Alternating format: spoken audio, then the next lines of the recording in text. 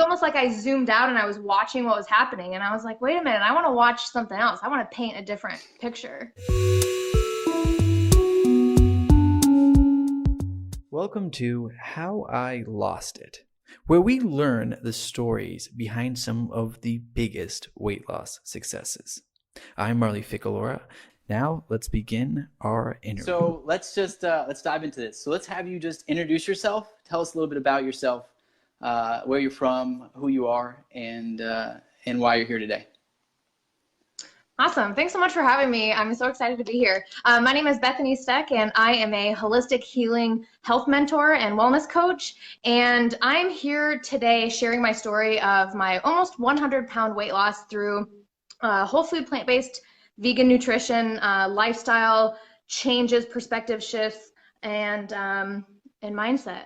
I was born and raised in the central Midwest in Nebraska on a pig farm, and have come quite a long way since my obese childhood and adolescence and early adulthood. And now having lost the weight and being a coach myself is just, it's been life-changing, life-transforming. So I'm so happy to be here.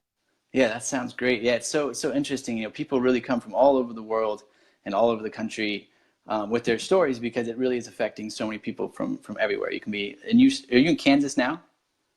I'm Kansas City, yeah. Soon Kansas. to be California.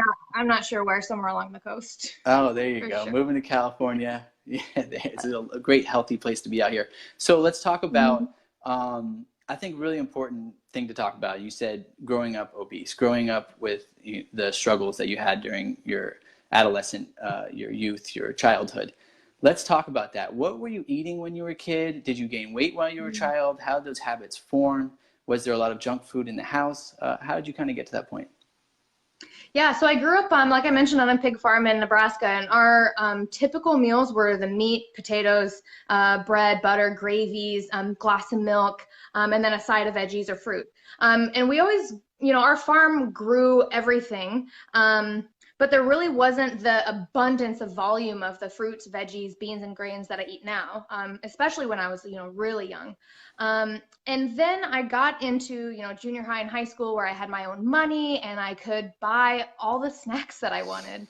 And I should mention too that I remember I was twice the size of my classmates in like elementary school. So I was always much larger physically than everybody.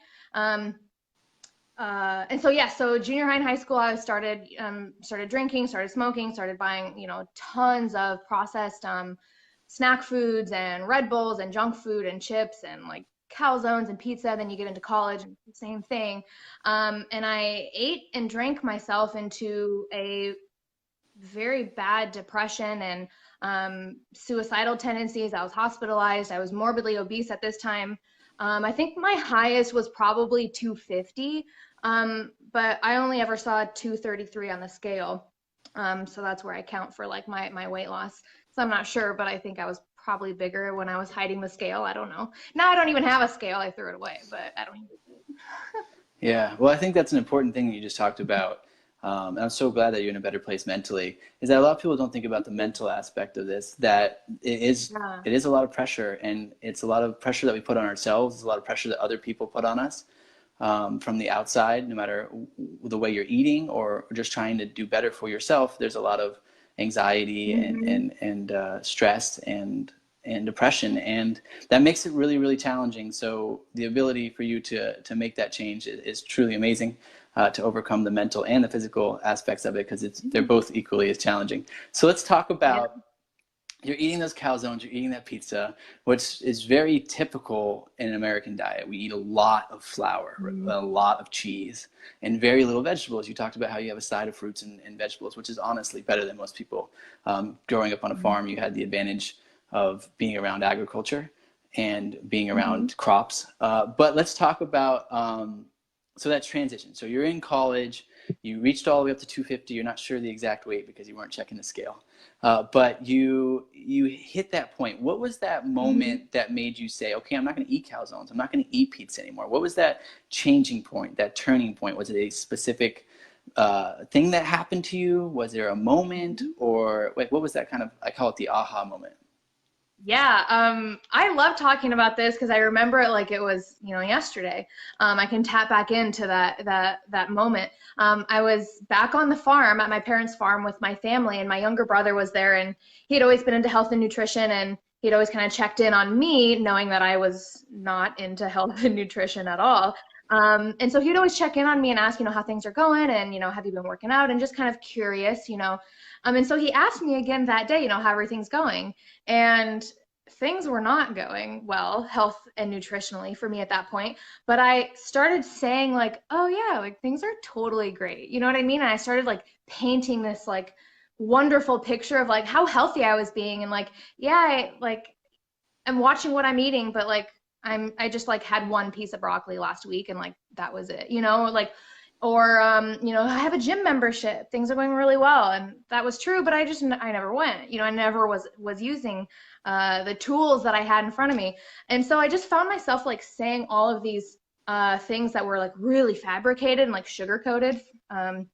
Actually sugar coated, and I'm like, what am I doing? Like I caught myself saying things that like were not real, and I'm like, what am I doing? Like I'm painting out this like kind of the life that I wanted, and things that I like really wish that I like was, and I realized that I wasn't at that time, and so I'm like, I want to do that. I want to be that, what I just said. And so that day was the day that I decided I was going to make a change, and I didn't know what I was going to do yet because I had done so many like fad diets before. I'd done them all, like counting calories and Jenny Craig and weight, like all of them, not eating, binge eating, and then throwing up. Like I tried everything. So I'm like, I don't really know what I'm going to do this time, but I'm going to do something.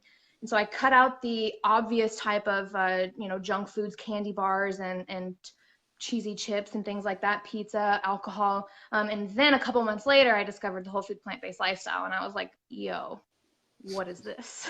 What is this? Yeah, so can we talk about that really quickly? Because I think that well, first of all, I think that happens a lot is that we say that we're doing good even if we're not, and that's like a defense mechanism. I even catch myself doing that all the time. We're enabling ourselves, but then you had that realization, wait, I keep saying this, but I'm not doing it, and I think that's a really important realization that you came to. Yeah. Like let me if I'm going to say I'm painting this picture, why don't I make that picture a reality? And Yeah, you talk about it yeah. and it's happening, and I was like, wait a minute, I want to watch something else. I want to paint a different picture. So I started painting. Yeah, that's amazing. I like the way you talk about it like that. That's awesome. And so let's talk about these different diets you tried, because I think there is a lot of importance to that, because a lot of people that start a whole food plant-based diet, a lot of people start the Protein Challenge are coming from other diets, and a lot of people don't realize that. A lot of people are coming from keto, a lot of people are coming from Weight Watchers, a lot of people are coming from Jenny Craig, a lot of people are coming, mainly Weight Watchers, Whole 30, because they want to keep Yeah. going. They don't want to just stop at those 30 days. So a lot of people will message me and say, hey, I was doing this. It wasn't really working. And I try to get as much information as I possibly can about what worked and what didn't work, because there are a lot of benefits to a lot of them if you do them. But the question is, what was working, what wasn't working? Which ones did you start with? Like, what was the first diet that you tried? What was the first one you were like, this is it, this is my diet, this is how I'm going to win back my health? I don't know if I ever really thought like this is it. This is gonna do like I wanted to, but like really truly deep down, like I really did feel like this was like I was gonna lose my weight and then, kind of go back to doing what I was doing. Or like maybe if I liked it, I would keep it, right? But it never really was like, aha, I found it until the whole food plant-based diet years later. But talking about like my very first diet, I think it was either, and it wasn't called Weight Watchers yet, but it was like something from our like local hospital that had all the points on there. It was like, I forget what it was called, but essentially point counting. And then my mom and I did I think it was called the military diet. It was like saltine crackers and pork and beans and like beets and canned like tuna or something. Like it was just like not that many, like just minimal foods. And I remember doing that in like elementary school, Oh, wow. like maybe like fifth grade.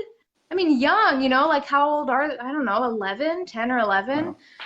And then it was, anything I could get my hands on after that, any of the fad things in magazines or like the frozen section at the grocery store, like those like lean cuisines or whatever they're called, like tons of those. Tons Yeah. of those. Um, if it existed, I probably tried it. And you know, when you ask like what worked and what didn't, I was only looking at the scale. You know what I mean? So like, whoo, I dropped like 11 pounds by like restricting my calories for 3 weeks, and now I'm starving, but like I lost 10 pounds. So like, there wasn't like a full working diet style until the whole food plant-based lifestyle. But when I think of like, well, what worked? Well, did I lose weight on the scale? Sure, but like that was it. Like, what does that mean? You know?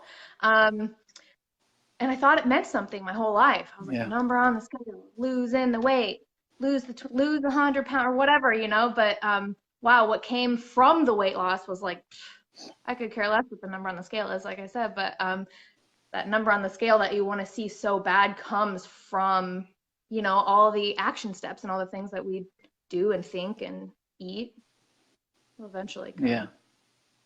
Yeah, and I think it is important that you talk about that number on the scale, because there's a lot of people in that same situation worrying about the number on the scale, and it's okay. Look, whatever your process is to get there, it's okay. If it means being regimented, if it means counting your weight every single day, every single hour, that's okay. It has to be the way that works for you. But like you're saying, it was the change to the whole food plant-based that made a massive mental change, because that's what needs to happen. You can count calories, you can count the scale, you can do all those sorts of things, but until it's a mental change, a mental commitment that I'm going to be healthier, I'm going to live healthier, I'm going to make this my top priority, until that happens, all those other things end up becoming yo-yos, even a whole food plant-based diet, because you could do a whole food plant-based diet and not fully do it. You could cheat on it all the time. Yeah. So, and how was that for you when you switched to a whole food plant-based diet? So you did these other diets. Just to recap, you did these other diets. You lost some weight, which should occur because when you reduce your caloric intake, even on a keto, Weight Watchers, you'll lose weight. You're not changing your habits. You're not changing what you're eating. You're just changing the amount you're eating. So you're losing weight. But then it's hard, right? It was coming back on, I'm assuming. The weight was coming off and then going back on. As far as the weight? Yeah. Oh yeah. Like up 25, down 10, up 30, down 50, up 70, down, like, I mean, just all over the place. Maybe not that drastic as far as a 70 swing, but a lot of yo-yos. Yeah.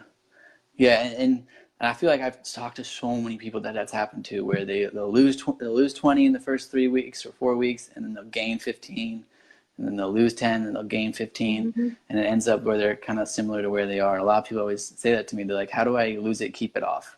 And it's really it's got to be a change of habits. It's got to be a change to a healthier lifestyle. You have to be able to maintain this for the course of your life, not for 3 weeks or a challenge of 30 days or a challenge of 45 days. Because, and even if you put, yeah, sorry, go on. No, go ahead. Oh no, I want to hear what you said. This is about you. I want to hear more. I was gonna say, oh, I didn't mean to cut you off. No, it's okay. I was gonna say, gosh, now I lost it. Oh, the weight loss, right? The yo-yos was from the yo-yo dieting. The weight loss, where it was just pretty consistent until my now maintenance. I had one period where I gained, I think, 10 or 12 back in an emotional time, and I was overeating on some plant-based snacks.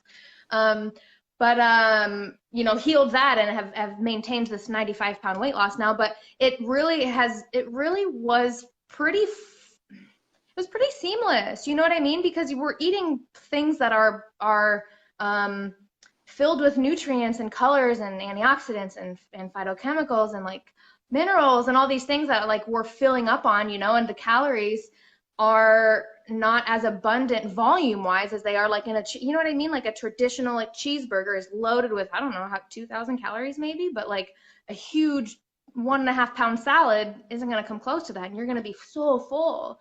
So I started filling up on these, you know, things that were so cleansing for me. So the weight for me was a really nice, steady fall off.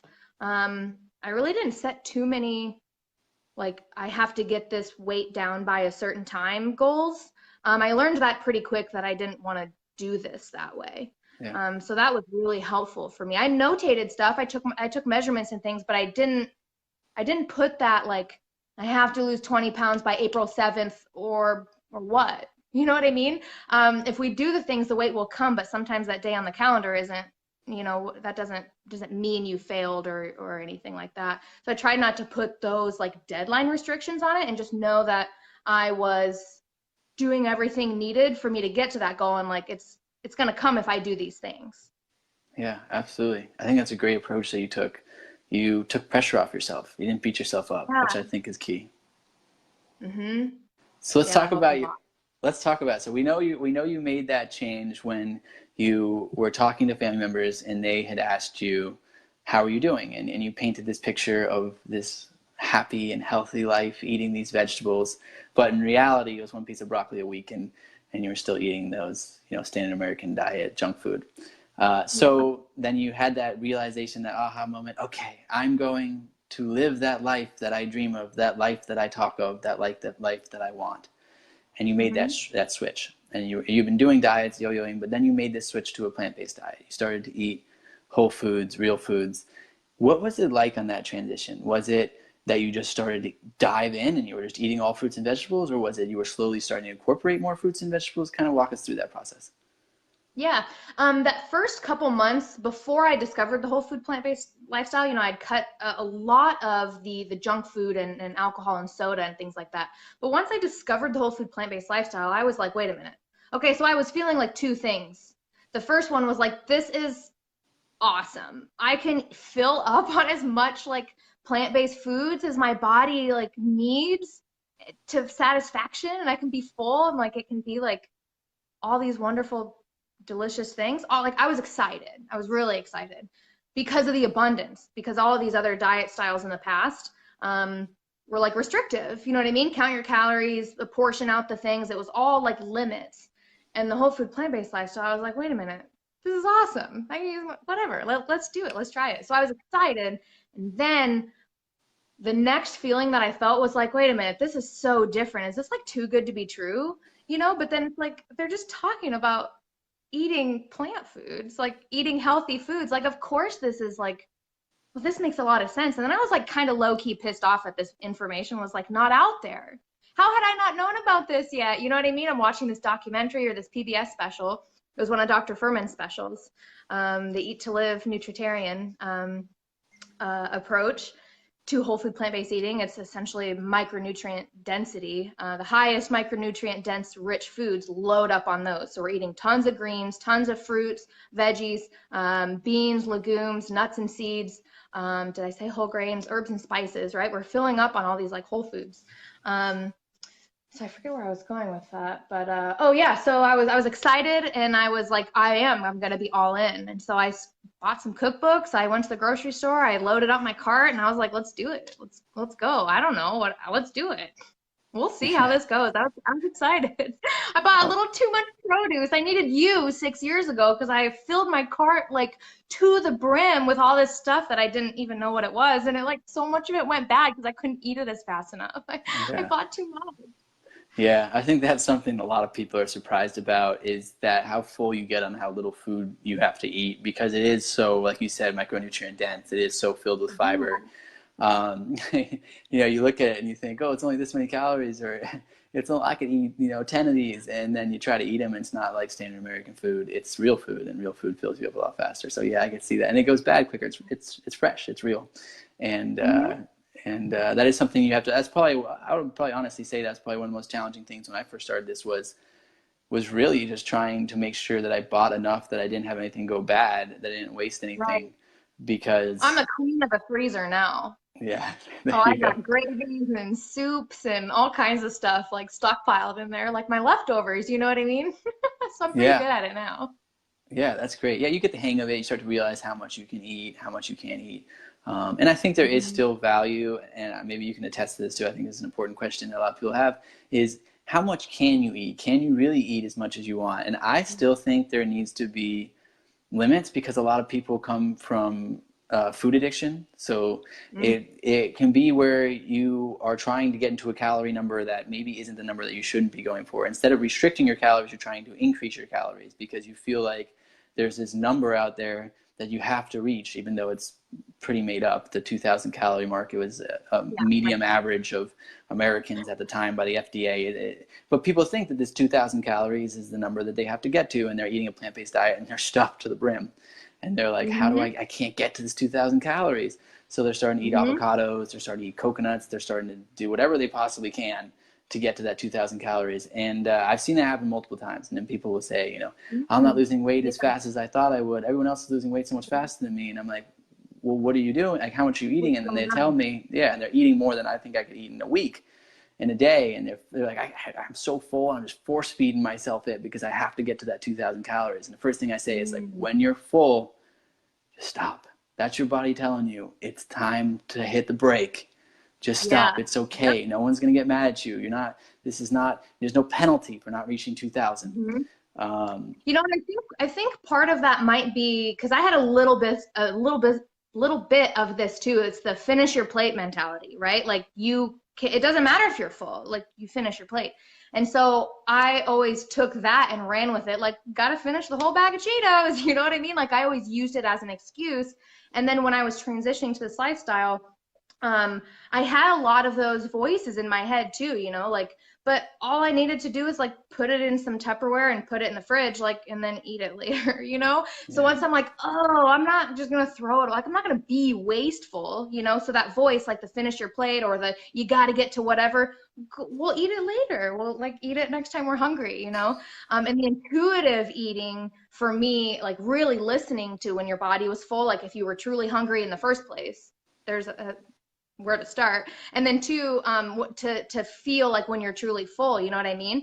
And for me as a former emotional eater and binge eater, it was like just shovel in as much as you can, you know? And we don't want to have more than our body needs because we're gonna overuse it. Our body's gonna like overwork itself and it doesn't need to. So getting to a place where you can really truly listen to if you are hungry in the first place and then am I full now? And we don't want to be Chinese buffet stuffed all the time. You know, we want to be right below, below that where we're not feeling like ill from being so stuffed. And like you said earlier, it'll come, like you'll be able to feel things out the more that you try things, you know? And for me, when I first transitioned, it really helped for me to not really look at portions in the same way. My portions were, I would like a large black bean brownie today or a medium sized, and whatever I was feeling, I would just eat it as long as I was replacing my old food, you know, the Snickers bars and all that, with whole plant versions of those things. That's just what I did at first. And then I was like, okay, I think I'm overeating. I think I might still be emotionally eating a little bit, even though they were all good foods, you know? So I had those stages for me. And it really helps to get the food right first, to get those cravings out of the way, the physical. And then for me, like once I got that, like all that energy from like sugar and animal products and all that like crap out of my mind, I was able to like look at it and say, okay, I think I might be overeating. I think I might be emotional eating here and here. And I was able to kind of more clearly look at it. So that approach was really helpful for me. And then, you know, your body's going to fluctuate, you know, when we're menstruating, the week before, we're going to be more hungry. We're going to want some chocolate, eat some chocolate. You know what I mean? Some whole cacao with some bananas and almond butter, right? So listening to our bodies is very important. Not getting to a numbers the FDA told you about, 20 years ago. Yeah, I think that's so important. I love the way you talk about the plate because that is so essential. Everyone, when you're younger, is taught to finish your plate because you don't want to waste food. You don't want to waste money. Your parents are working hard to put that food on your plate. So you're taught to finish it, finish your meal. You can't leave the table until you finish your meal. And I think that instills a really bad habit in a lot of people because we do overheat, because we should stop when we're finished. And it's okay to not eat everything. It is okay. And we think financially as well the same way. Like if you buy the whole bag of Cheetos, you got to finish the whole bag of Cheetos because if you throw any away, you lost money. That's 99 cents for that bag of Cheetos. You lost 25 cents. If you only finish 3/4 of it, you're doing calculations. You're thinking about money. You're thinking about the work you had to do to get that money. You're thinking about being low on money. And when in doubt, just throw it out, right? It's like you can either save it in the fridge, save it in the freezer, or just throw it out. You're better off stopping when you're full than forcing yourself because of financial reasons or forcing yourself because of that habit of cleaning off your plate or finishing your meals when it's really hard to be perfect at your serving size. Like, who knows how to perfectly portion a serving to nail it to the point where you're just satisfied but not overly stuffed. Right, It's exactly. ridiculous. That I've never really understood the serving sizes. Who decides those? I want to decide what those are. You know what I mean? Because a serving size for a black bean brownie would be like this big. You know what I mean? Like, eat Yeah. them. Also, what's There's the such a serving size base for? and Yeah, the serving size thing is broken in many reasons. One, because they manipulate serving sizes to make things seem like they're lower in calories, lower in fat. yeah. So they'll say Hmm. a serving size is like 1/1000th of a tablespoon or a teaspoon, and it's like this fraction. It's a drop out of a dropper. That's how much their serving size is. And it's ridiculous. They do that all the time. They manipulate serving sizes because there's no regulation on them. The second problem with serving sizes is that we don't have the same ability to think about serving size for a 6'5" man and a 5'2" woman. They're not going to have the same serving size. To say it's one serving for both of them, it Hmm. just doesn't make any sense. It's just not logical. So I Yeah. think it's a really flawed system, because it's too general. It's too broad to say Hmm. that handful of chips is the same serving for a large man than it is for a small woman. It's not realistic.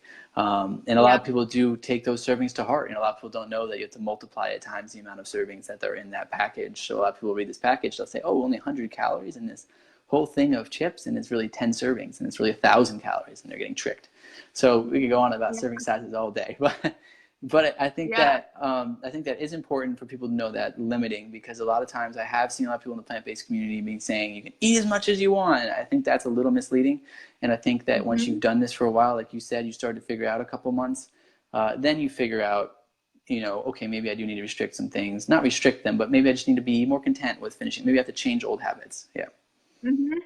And I think too, like you said, what you're eating is very important. I mean, if I was eating I ate a lot of cashew butter. It's really great.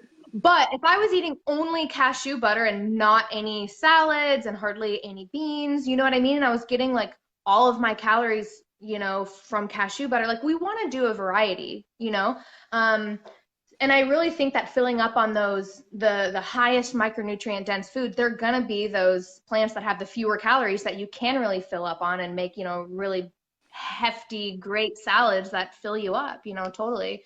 So I think it's really important to fill up your stomach, not calorie wise, but like volume wise, on leafy greens and beans and fruits and fresh fruits and vegetables and things like that. And then I have those I call them, just like other things, like the toppers, right? If I make coconut bacon or something, it's really hard not to eat the whole batch, but I use it as a topper, for the week instead of like eating an entire batch of coconut bacon in one day. So I have found a way to like really make my big bowls of vegetables and plants and beans really and you've done this too, like really delicious with creams Yeah. and sauces and like hummus and like toasted chickpeas or whatever. So I love doing that with like the extras, the nuts and the seeds, the more calorie dense, the more fat whole foods. We want to eat them, right? Avocado is great. But I don't want to eat 50 avocados a day. I just Yeah. like need a half one. So I think it's really finding that and finding what your body likes too. Your body's going to want and crave different things at different times. If you're more active, it's going to want those more waterlogged plants. If you are, sitting at your desk all day, you might want to have more foods that are really great for your joints, like tomato paste, sun-dried tomatoes, and things like that. So it really helps to like just really take a look at like your life, your activity, what you love, and what you think may work for you, and make it in a whole food, plant-based way. And let me and Marley know how we can help you like transition in those recipes and stuff. So Yeah, definitely. I think that you made some really, really good points there. One is that the nuts and seeds, right? So they should always be in your diet, but they shouldn't be the priority. The priority's always got to be fruits and vegetables. I'm talking like 70, 80% of your diet's got to be that high in water, high in fiber, low in calories, high in nutrients, that really good stuff for you. The kale, the spinach, the broccoli, the apples, the oranges, the strawberries, the berries, right, the melons, all those sorts of things that you can yeah. eat and get really full and feel really good after. It's the more calorie dense things, like, and a lot of doctors, the plant-based doctors even say, like, limit the nuts, don't eat too many nuts, because they know that they can become addicting. Like if you put a bag of almonds in front of me, watch out, that Yo, I'll almond bag is crush a whole disappearing. bag of pistachios, yeah, in one sitting. Like I'll do it. You know what I mean?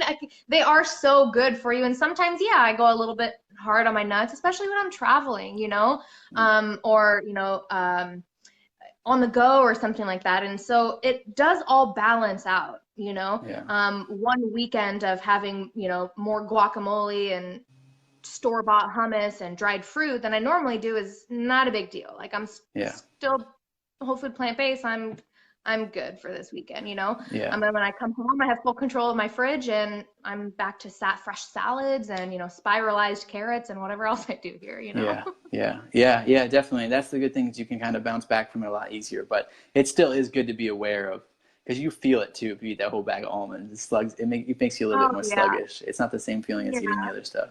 So that is one thing that people need to watch out with when they start this. Is just, have fun with it, enjoy it, make your meals that you enjoy, the ones, like, I'm sure, let's talk about that really quickly. So I do different meals every single day for the last 400 and some odd days, and it's fun, it's creative, it's exciting. We get in here, we put up our W's and L's, and I think that's such a great thing to try all these different flavors.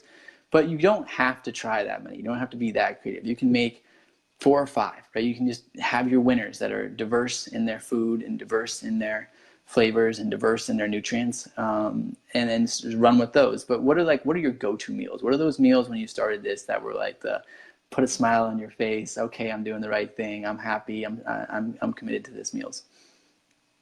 I always talk about like 2 specific dishes, as I've mentioned them in this video already. Black bean brownies, are so good. Any version of them, any recipe that is called black bean brownies, try it. That's vegan, try it. And goji berry and vegetable chili. Both recipes are of Dr. Furman's recipes. I bought his cookbook right away, and they're in his Eat to Live cookbook. So I like those 2 dishes because you can put them all together and then it's done already. Like soups, awesome. Casserole type dishes, great. Salads, love them. Smoothies, easy. So I like those categories where you can just kind of like throw things in a bowl and it tastes great. Yeah. Like really like loaded salads, not just like lettuce and tomatoes and like dressing and some nuts. I'm talking like I if it's a plant, I put it in my salads. And I cut it really small too, so that it's easier to eat. So you're not eating like a huge tree of broccoli like a Viking. You know what I mean? It's easier. It'll be more easy on your jaw and everything too. But so yeah, I would say like my go-tos like salads, soups, smoothies were really my go-tos, a lot of different variety you can have with those categories. I haven't had the same salad twice in 6 years. Like you said, it's different stuff every day. And I've been cooking more intuitively lately with just different like layers of different, a lot of different like layered dishes. I made the raw lasagna the other day. It was so good with like cucumbers and zucchini and mushrooms and tomato paste and like all these layers of like a pesto ricotta made out of tofu with a fresh basil and, oh man, sunflower seed like cheese sauce. It was so good. Layered it up, put some like coconut bacon on top. It was so great. So really like having fun in the kitchen, I think is really important. Put some music on or buy a flower and put it on your counter. Have it be a place that you want to be, because all that energy goes into the food when you're making it. And then when you're eating it too. When I dance around the kitchen listening to music, like, as I'm making food, that food tastes it's just way different than, hating myself and not wanting to eat this salad. It's totally different vibration for your body too. So that's really important too. Create the environment that you want to live in too. You want your kitchen to be like the dopest place in your house. Like do it up, put some things in there you love and get some mixing spoons that you just love to use, things like that, really like highlight this new and like exciting version that you like want to live out, that you like really are, that you really want to be. Yeah, I think it's so important. I think the kitchen's got to be a place that's exciting. You got to step foot in the kitchen and smile. It's got to be a happy place, because the quicker you make this fun, the quicker you make this exciting, the quicker you make this something you want to do, not something that you need to do, the quicker you're going to get results and the faster you're going to feel better, because it becomes a psychological thing. You go through a hard day at work, you smile when you get in the kitchen. You're like, oh, it's cooking time. No pressure, no stress, put on some music, make some food, have some fun. And I used to cook all 3 meals that I made every single day on camera for the first 200 some odd days. I would cook all 3 meals, breakfast, lunch, and dinner, show exactly what I was eating. That's all I ate. I wanted to document it. I wanted everyone to know, transparent as possible. Look, this works. Not only does it work, but you thrive. And then later on, I started to do live streams, live videos. I thought it was cool to engage, have people there with me, and we can answer questions and cook together and have some fun. And when I did the live streams, I still cook my other meals, like my salads at night, or my oatmeals, or my fruits in the morning. And even when I'm making some salads, sometimes I'll have some fun and I'll go grab some crazy things and blend them up for a dressing. And I have fun. I enjoy it, and hang out with my dog now. Yeah, so I really, really, even when I'm not doing this live with thousands of people, I'm having a really good time. I really enjoy it. It's the best part of my day. Every single time I step foot in the kitchen, I'm interviewing you right now from the kitchen, because it really becomes a happy place, because you realize that area of your house, that area of your life has led to so many great things for you. It leads to your health. It leads to your happiness. It leads to so many things for you. And it becomes a place like a sanctuary. It becomes a safe space. And I think that's really important. I love that you use the word sanctuary. I have a home cleansing business, and we're called the Sanctuary Fairies. And it really is like that, like to create that in your home and to like feel that when you're there. Like, like you said, if outward circumstances are not in your control, like someone at work or something that happened to you, your home is like your home. Like, this is your safe place. So yeah, like, get the things in the kitchen, the vibes, the plants, the fresh herbs maybe, that like make you really feel like that you're in a place that is going to help you move forward, and thank yourself for being there, and get excited as you're putting your kitchen together too. Maybe buy a cookbook or two, Yeah. So ask yourselves like how you can fluff up your kitchen. Like, what can you add to it, to make it feel good for you? It can be different for everyone. Yeah, definitely. Okay, so a couple of things I want to talk to. That was a great topic to talk about, because we haven't discussed that on any of these other podcasts, and I think that's really, really essential. Is having fun, designing your kitchen, redesign it. And I remember when I first started this, everyone was going out and buying kitchen appliances. I couldn't tell you how many people sent me a picture of a Ninja Pro blender. Every single day I was getting like hundreds of pictures of Ninja Pro blenders for Christmas. It was right after I started this in November, a year and a half ago. And after that Christmas, everyone got Ninja blenders. I'm talking about thousands of Ninja blenders. I don't even have a sponsorship deal with Ninja. I don't do anything with Ninja. I don't even know anyone at Ninja, but I must have sold thousands of Ninja blenders for them. And it made me smile every time someone opened a Ninja blender and there was, Christmas wrapping around it, or they had gone out and bought themselves a Ninja blender, because it was so much more than just buying a blender. It was a commitment to their health. It was a commitment and an excitement about better days ahead. And that was what really made me so happy. I was like, what am I doing? Smiling and laughing, looking at kitchen blenders every single day. I was like, really, I've come to this point where I'm getting super excited about a blender. But it was it was I'm the same way. I got so many of my clients, would send me, for me, it was the NutriBullet. Man, I love my NutriBullet. So people would always send me pictures of NutriBullet, and I'm like, yeah, make smoothies, make dressings, make gravies, like sauces, whatever. Like, I love it, because I start smiling too. And I start thinking about like all the things I make in my blender, like, and they're going to make it in their blender. And I told them about the blender, and they're going to make it, and they're going to eat it. Like, yeah, plants, I'm just so excited. Yeah, it's exciting, because you want to share it, because it's been so great for you. I mean, you lost 95 plus pounds. So let's talk about something that a lot of people go through when they make this switch. And that is pressure from people around them. It's from their friends, from their family, from their long lost cousin who all of a sudden cares about them because they're eating something different and they're posting on Facebook or Instagram or somewhere. Yeah. What was it like going through that? Because any change is hard for you, and it's also hard for others to accept, even if it is a change that is a good change, a positive change, the right change. What was it like? What were some of the questions you got? Were people receptive, or were people critical? I think that I definitely had both. And I think I had both at different times too. The struggle between like where I grew up, where animal agriculture is, you're vegan? Like your parents have a pig farm like right now. What are you doing? You know, so there was a lot of like questions and like raised eyebrows about that. Um, and so that was tough, you know, because it didn't have anything to do with my parents. It had to do with me and my health and my morals and ethics. Like it was just me, you know. So I really tried to understand where, you know, for the criticism and stuff, like where it was coming from. And I get it because I lived on that other side of it for so long. Um, and so that was a little tough. But I really want to talk about how important it is to like not care what other people think about what you're eating. Like it's really interesting, isn't it? That, you know, I think about like when some of the things that I've gotten questions on, you know, like people look at my plate and say like either at family events or, you know, a work cafeteria or whatever, like looking at my plate and saying like, oh, a bunch of rabbit food, huh? You know, and it's just a bunch of plants, you know. Well, rabbits are super cute. So that's actually a compliment. Thank you. But you know, just the comments about, and a lot of that is projection. A lot of that is, you know, putting up a safety net to protect what they're eating, right? Um, and some of it is just they just don't know. It's just different. It's so different, especially in the Midwest here. It's just so different. You go to barbecue every Sunday. You don't not eat animals, you know. So it's very unheard of, especially in this area.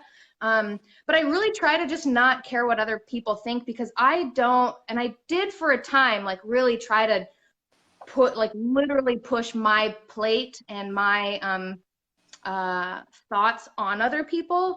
And I really realized that if I don't want them to do that to me, I can't do that to them. So I share and I bring enough to share. And I love when people take a scoop of my dish, but I never like try to say like, well, why aren't you taking any black bean brownies? Like, what's your problem? You know, like I don't want to do that. So I just started really acting how I wanted to be treated, I guess. You know what I mean? And saying thank you and sticking with my own boundaries, I guess, boundaries and morals, you know, just like I want someone else to stand up for what they, you know, believe in or feel is right. I want to do the same thing. So yeah, I started bringing food for myself and to share, and then just not worrying, but focusing on myself and making sure I had enough food and there was plenty to share. So that really, really helped too. I knew I was taken care of and I was going to fill my plate full with my food, and say thank you so much for offering to anything else but standing my ground. So it helps to have food there to eat, you know, especially in the transition. Now, sometimes I go places and I just don't eat. You know, if there's nothing there, I'm like, well, guess I'm fasting till I get home. And it's not a problem for me now. But at the beginning, I'd be like, oh my gosh, what am I going to do? Like, I used to eat cookies in the bathroom at grandma's house at Easter. I can't not go, you know, half a day without food while I'm at this family event. So I've gone in stages too of how my family events look too. So really just, you know, pack your cooler and roll it in and smile and eat your plants. Yeah. Do you. Yeah. And it's harder said than done. And I think that's really a true testament to your willpower and your desire to get healthier. And that's why you got those results, because you knew that, again, you painted a picture of your life that you wanted and you went and you achieved it. But it's hard to not talk about that because it just exists. The peer pressure is there. And even though you're doing everything right, even if you're in a position where you had a heart attack, a stroke, even if you're in a position where you were diagnosed with type 2 diabetes, your switch to eating a healthier diet will still be criticized by people that don't know you or people that do know you. And that's really hard when a family member, when a parent or a kid or a grandkid attacks you or criticizes you or questions you, when you're already going through enough. You're already making a massive change. You're already doing something that's not normal to you, something completely new. You already may be uncertain about it because you got no one around you doing it. So you're thinking, wow, am I doing the right thing? Everyone else is doing this other thing. Am I doing the wrong thing?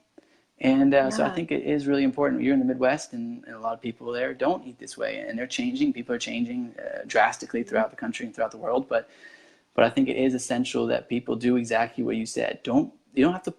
Anyone can do whatever they want, but pushing it on others will lead to more pushback against you. And that will make your journey that much harder. The best thing you can do is just lead by example. Go be that shining star. Look in the mirror, say, oh, look, there's no one else in the mirror, it's just me. I'm focusing on me, I'm eating my food, I'm doing my thing. And then people start asking you, how many people have asked you now that you've gotten those results, that you've lost that weight, that you look amazing, because you look amazing, that how many people have been just asking you, just questioning you, what are you eating, what did you do, how did you do it, why did you do that, how many questions did you get after the success? Yeah, I got a lot of questions. And like I said at the beginning, I was like so excited about my success. And so I think I was like that person who was like, everybody needs to do this right now, you know, which I do kind of still feel, but I present it in a way now that I feel like I'm just sharing this with you. Like, this is my life. You're sharing your kitchen, you know, and like your food, like you just love it and we love to share. So Yeah. now I see things more as like less like finger pointing and judgment, and more, because I did have some of that at first, and now it's more just like inviting and sharing. Like, I just want to like get on and like talk about plants, and like if you want to talk about plants, like send me a message, let's talk about plants, you know. Yeah. I really don't want to force anyone to change what they're eating, you know. My posts are, a lot of them, just self-affirmations for myself, you know, and to post what I love in my like social media space. And so I love when people that are, you know, following or commenting, you know, really resonate with that, and can like use it as inspiration. You know, I'm not posting anything ever to like bad, you know, or like pointing, you know, fingers anywhere else. It's really just sharing my love for like what I'm doing. And for whoever, you know, that resonates with and who loves that, you know, that's why we keep sharing. You know, we've built these Yeah. communities and stuff with people who are like, let's do this together. Because I know when I first started this lifestyle, it'll be almost 6 years, and like Facebook groups weren't even a thing back then. You know what I mean? Like, they're just real. The fake Facebook Live wasn't even a thing until like, what was it, like 2.5 years ago or something. Yeah. So it was different to connect with people back then. Now, like, oh my gosh, there's an abundance of like coaches and programs and different ways you can connect, and live videos and recorded workshops, and like just so many great things out there, you know? And so find what feels good for you. I think that's really important, you know. Other people are, they're going to do what they want anyway, but like what feels really good and true to you. And if it's whole food, you know, plant-based, and you want to get more into that, then see who you connect with, like, you know, coach-wise or mentor or page-wise, you know, influencers, cookbook artists, bloggers, food bloggers. Find what feels good, I think, is really important too. And to be in that community, I think someone mentioned earlier, like community support, like Yeah. having like minds and like hearts around you that are like, yeah, eat all the celery and almond butter, like let's do it. Yeah. It's really important to have that support and community. Yeah, absolutely. I think that it's interesting because it goes both ways. So Facebook, Instagram, YouTube, social media, it can be extremely beneficial. You can join these groups, you can constantly be reminded by other people's healthy foods, stay on track, have a community, have support, make new friends, and build a world around it. But you can also go the other way, where you're following pages like Tasty or some of these other pages that are just constantly posting cakes, and they're going viral because they're getting 35 million views of like a 20,000 calorie cake. So I used to say this in the beginning, and I think it's important because I'm a big, firm believer in your life, but you can't always choose your family, right? So you're stuck with them. But in your life, try as much as you possibly can to surround yourself with people that are positive influences on your life. Is it a positive influence on your health? Is it a positive influence on your mental state? And the same thing applies to the internet.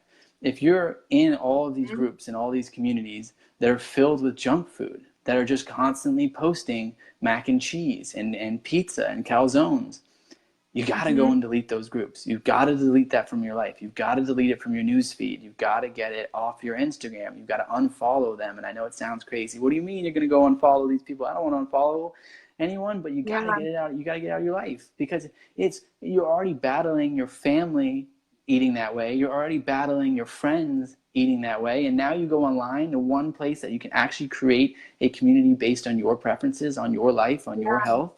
And now you're seeing those reinforcing those same bad habits. So I think, you know, I used to always tell us at the beginning, I haven't said it in a long time, but I would say, grab your phones, go and unlike and unfollow all these groups and build your community. Your pantry. Yeah, it's just like your pantry and your fridge, your cupboards, your freezer, whatever. it's really important to, when I say, be in the environment that you want to thrive in, social media as well. Absolutely. I talk a lot about this with my clients too, and cleaning up your social media feed, because we don't realize how much, we're mindless scrolling, first of all. And if we are going to mindless scroll and our subconscious is going to like pick up a bunch of stuff, I wanted to pick up hummus and like cat videos and stuff, and not, junk food and, a toxic post from, viral whatever that I'm not interested in, right? So yeah, use the unfollow, the hide, block, mute, like snooze, I don't know, but whatever it is for that situation, and fill it with things that you really do want. Start adding those things, because when we remove the things that are no longer good for us, that are toxic to us, that aren't serving our like soul growth, our body, our mind evolution, when we let go of those things, there's so much room for all the things that are like supposed to be like that are here for us, that we couldn't see until we removed like those blocks, or couple newsfeed pages, or the couple leftover packages of cookies in the fridge. Is the same, or cupboard or whatever. It's the same thing. So when we get those out, we can have room for all these perspective shifts and abundance of energy, and ideas for like plant-based recipes, room for excitement and growth. So it's very important, very important. Yeah, and it's pretty cool when your whole feed is all whole food plant-based, because you're scrolling up and you're just thinking, well, this is what everyone does. Of course I do right. it. No one doesn't do this. And then it becomes just super easy. And then you start to see things that you're like, wow, I can't believe they made that. That inspired me. Or wow, that looks great. Oh my God, they lost 150 pounds. Wow, what an amazing transformation. And then it becomes exciting, and it becomes fun, and it becomes supportive, and even if you new are in friends. new friends, people who are like, we're like, some of my like, former acquaintances even, or like high school classmates that I was really close with, I can't just call them up and be like, yo, I dipped a carrot in some almond butter today and it was lit. Like, I can't do that with them, but you'd be like, I'm gonna try it right now. Yeah, Hold on. yeah, of course. That's crazy. I like it. Cashew butter is good too. I love cashew butter.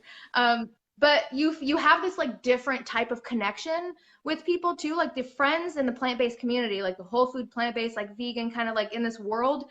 It's like a different type of like friendship connection, and it's really cool. We can like be friends and like talk and converse and relate and connect and like help each other grow, and like not even like hang out in real life with like, that's cool.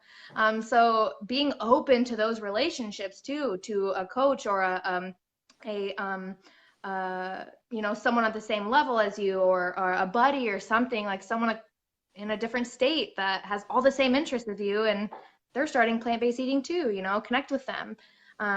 It's just really beneficial. Community, man, support, so good. Yeah, definitely. It's a team game. It takes a village. Yes. Yeah. So let's talk about another thing that I think is really important. I think this is always really interesting when we talk about this. So many people say that they wish they could eat like this, but that they would miss the taste too much. They eat to live, not the other way around. So talk to me about your taste preferences. Talk about your cravings. Talk about, what do you think about the way you eat food now and the way you ate food before? Do you enjoy it more? Does it taste better? Does it taste worse? You can be completely honest. You can say, oh, but I do miss these. Just lay it out on us. Here's the honest truth, okay? When I realized that I was like putting a bunch of like plants as seasonings on dead animals versus like actual food, I was like, wait a minute. I totally saw food in a whole different way.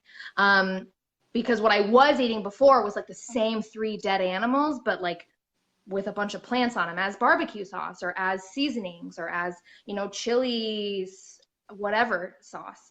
And so when I realized that, like when I was just like zoomed out and I was like, wait a minute, I'm seasoning my food with real food, I could just eat the food.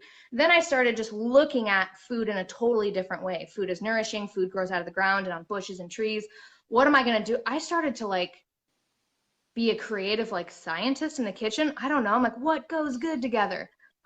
So for me, there is like at first, before I realized the connection of, energy and food and animals and the veganism connection, because I was eating mostly whole whole plants, probably like 95%, and just a little meat and dairy and cheese, very little. But once I cut that out completely, it just was a whole new ball game, you know? And at first it's like, where's the main dishes? You know, where's the main steak or the main cheeseburger or something? And beans just don't cut it. And I did feel a little bit of that, you know, growing up on a farm, we had the pork chops and the burgers and like the bacon, you know, sandwiches and all this stuff. And so when I looked at it a different way, and that it doesn't have to be like the exact same main dish, and you can make plant-based burgers and all those things too, but now I get to have like a bunch of like side dishes. You know, I know that's like kind of laughed at in this like industry, like gonna have a bunch of side dishes, you know, from the menu or whatever, but I love that. That's like a variety. We get to eat so much food. Like we get to eat, try so many different things. So it was so fun and nice for me, especially when I had that like that perspective shift there. But even just from the beginning, like the taste buds, okay? Because we have to talk about actually what we're tasting and what we're not tasting. When we're eating animal products and alcohol, drinking a lot of alcohol and sodas and salt and cheese and all these things layered, our taste buds are dead. Like that's why there's so much like salt and cheese on stuff. Like all this stuff is like layered with oil and stuff because there's no taste left anymore. You know, like we can't taste it when we destroy our taste buds.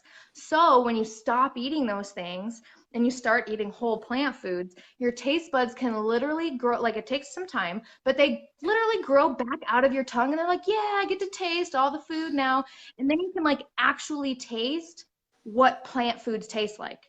Because at first, when your taste buds are coming off of salt and alcohol, soda, I don't know, what, coffee, maybe a lot of coffee, creamer, sugar, like, and you taste just an apple or just a fresh tomato or a piece of cucumber, I can understand why it tastes bland, because it kind of does, because your taste buds are not there to feel what you feel when they are there. So please give yourself time through that like bland kind of stage where it's like not that appetizing, because you're healing your body. You're healing everything you feel like in your cheeks too, and on your taste buds everywhere. So now, man, I'm pretty decadent with how I eat now, and it's still just whole plants. You know, I love my sauces, my creams, my toppers. I talked about that, you know, extras and coconut bacon and stuff. Like I love stuff like that. It really gives a lot of flavor, spices and herbs. Oh my gosh. All the spices and herbs, you know? So you can really make, you know, anything taste delicious and have it be cruelty-free and healthy with whole plants, you know? Ask a food scientist. Yeah. They'll help you out. Yeah, exactly. Explore your own, you know? Yeah. Yeah, I think that's so true. There is a little bit of a transition period in terms of taste cravings as well. At first, you're going to crave things like cheese just because they're fats. And your body thinks that we need them to survive. It's just a mental thing that you have to get past. But once you get past the 3 weeks, 4 weeks, your cravings change, your taste buds come alive, everything kind of comes to fruition. And you start to really take, like if I go bite a Honeycrisp apple right now, oh, I'm in heaven. I was just talking about Honeycrisp apples earlier. They're so good. So good. I've been dipping my apples. Oh my gosh. Yo, like the organic, crispy, like huge. I've been dipping them in raw sunflower butter. Sunflower seed butter. Yeah, yeah. Oh my God. Like just 2 whole plants on top of each other. Like give it to me. It's so good. Yeah. And it's crazy. I would never, ever talk about the way that I talk about apples now that I would have talked about in the past. I would have said, let me get some Sour Patch Kids, or let me get, I don't know, what are the other things that I loved? But now it's the apple. It's that Tangelo. It's that Satsuma Mandarin. It's these flavors that are just like they're so much more flavorful than any of the candies that have ever been in my life. I mean, it's hands down. It's just being completely honest and truthful. They are just way more flavorful. But it does take a tiny little bit of time to readapt, because you have been coating your tongue with oil, with butter, with saturated fats, and you're literally killing the inside of your mouth, burning it with alcohol, right? Alcohol kills your throat, kills your mouth, causes mouth cancer, throat cancer, all these other sorts of problems, liver damage. So you're causing all of this damage to your body, which is a living organism, and you're just damaging it and damaging it and damaging it. So it's understandable that the first day you switch this, that even though it does taste even the first day was pretty good, but especially if you make some of these things, there's some of them that are just like downright delicious, that you just like, when you put cashews in tomato sauce and you blend it up and you make a creamy tomato sauce, it's it's just undeniably good. Some things are just, I don't care if your taste buds have changed for 1 day or 20 days. It's ridiculous. So, And so I think, that's another important thing. Find those home run meals. Find those meals that are super healthy and super delicious and are the ones that you're just like, oh, I could eat this every day, every meal, and be smiling. And don't eat every day, every meal, but eat it as much as you need to until you make that transition. And if it has to be every meal for the beginning, then that's fine. Yeah. And listen too, like you can make the simplest, most delicious thing like 100 different ways. Like think about how many different types of potatoes there are. Use that as your base. How many different types of leafy greens, throw whichever one you like on. Throw whatever type of bean you want on, whatever flavor of salsa you want, however you like your onions, do those, So like you can just do so many different things with so many different plants. Like, gosh, what are there, like over 200 something? Maybe that's all the plants in the world. I think the edible plants is like 80,000 or something. Edible plant foods that are here for us to eat. Like, guys, there's not a restriction. Like, it's the opposite. When people are like, oh man, that's so restricting. I'm like, what? They're everywhere. There are things I've never tried in my life yet, and I eat plants every day, pounds of plants every day. Yeah, there's thousands of funguses. There's thousands of sea vegetables. There are so many more. There's only like 5 or 6 things we eat every day: flour, sugar, butter, and meat. And then now we're switching to 100,000 things. And it's like, wait, what were we restricting? The 5 things that we were eating, or the 100,000 things we're about to eat, with all unique and different flavors? So it's just we're just looking at it in the wrong light. We're looking at it in the wrong perspective. But that's a whole other story. It's advertisements and all sorts of things that are occurring that are causing us to think that way. But let's talk about that's part two. That's part 2. I got to get out of here at some point. So let's talk about. I can talk all night, I know. Well, you have such great results, and you should talk all night. You should celebrate what you've done. It's truly an amazing accomplishment, and you should never ever forget that. And that's really, really, really a great thing that you did. And now you're going out and you're telling people. I always tell this to everyone that follows me because I know they're going to get results because it works. It happens. Everyone gets results. But what I want them to do is to first take care of themselves like you did. You took care of yourself. You got yourself to a point where you were happy. You got yourself to that picture that you were painting. And then after that, because we need so many help, because so many people are sick out there, and so many people are suffering, and so many people are struggling that are good, kind, nice people that just literally were never taught about food, that don't know anything about food, that when you do get those results, when you do lose that 100, 120, 150 pounds, when your skin clears, when you're smiling, when you're happier, when your energy's up, when you get those results, all that I'm asking people to do is just pay it forward. When someone asks you, oh, what are you eating?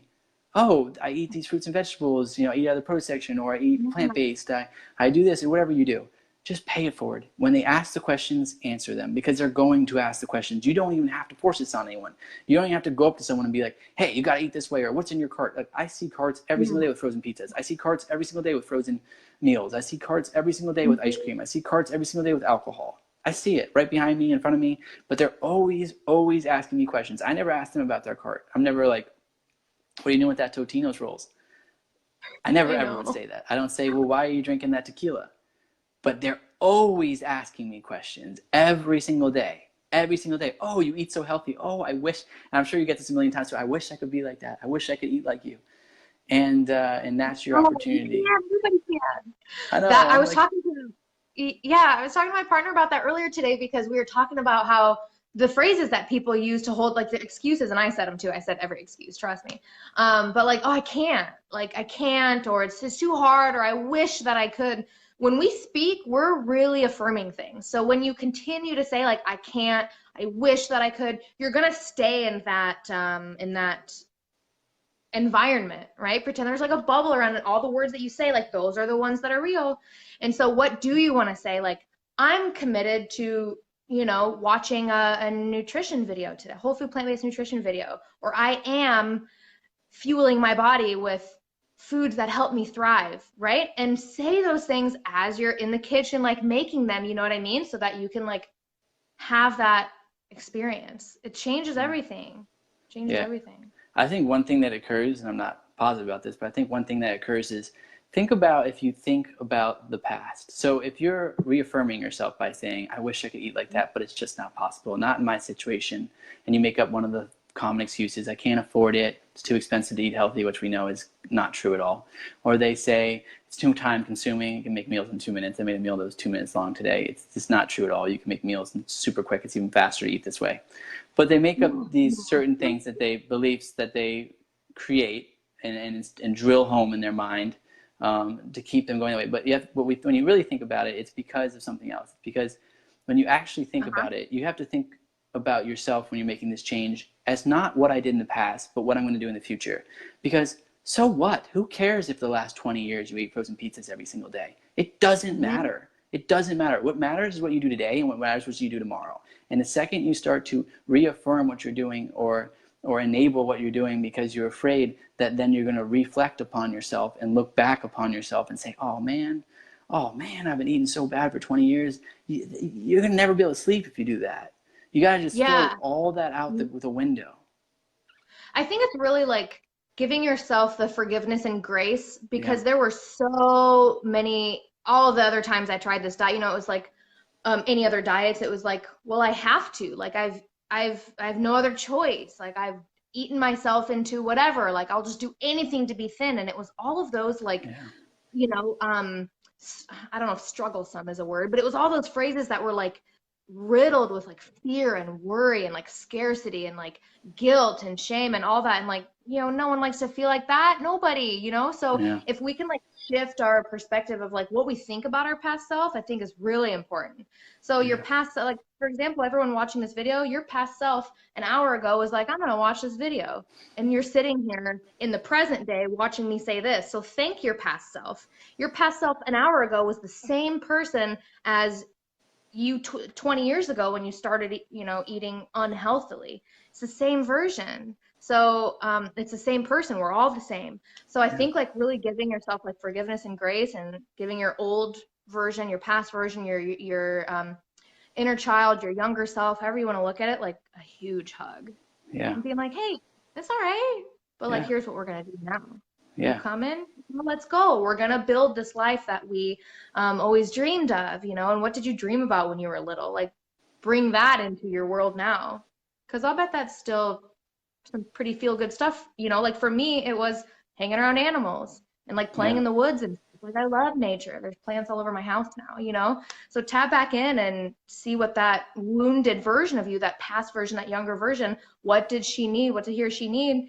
And just talk to yourself. Like you said earlier, get in the mirror, talk to yourself, see what's up, just collect facts, no judging or shame or anything, but just seeing what it is, you know, and then going from there, telling yourself like you're showing up and we're going to do things differently now. And it's great because I have a support team. I have Bethany and I have Marley. Like I'm good.